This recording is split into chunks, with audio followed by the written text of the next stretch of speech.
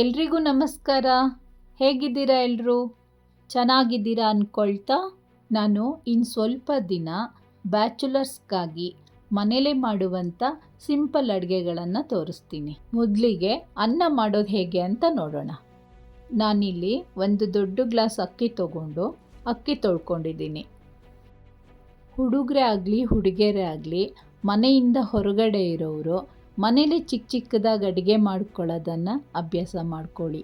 ಯಾಕಂದರೆ ಹೊರಗಡೆ ಅಡುಗೆ ನಿಮಗೆ ಗೊತ್ತಿರಂಗೆ ಟೇಸ್ಟಿಂಗ್ ಪೌಡರ್ ಇಲ್ಲದೆ ಅಡುಗೆ ರೆಡಿಯಾಗಲ್ಲ.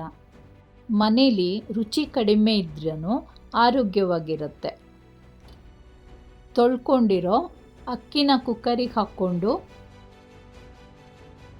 ಅಕ್ಕಿ ತಗೊಂಡಿರುವ ಗ್ಲಾಸಲ್ಲೇ 2.25 ಲೋಟ ನೀರನ್ನು ಹಾಕ್ಕೊಳ್ಳೋಣ.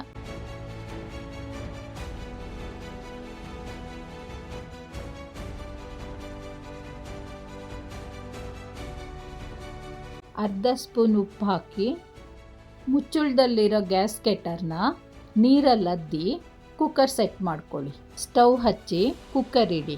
2 ವಿಸಿಲ್ ಬರಲಿ.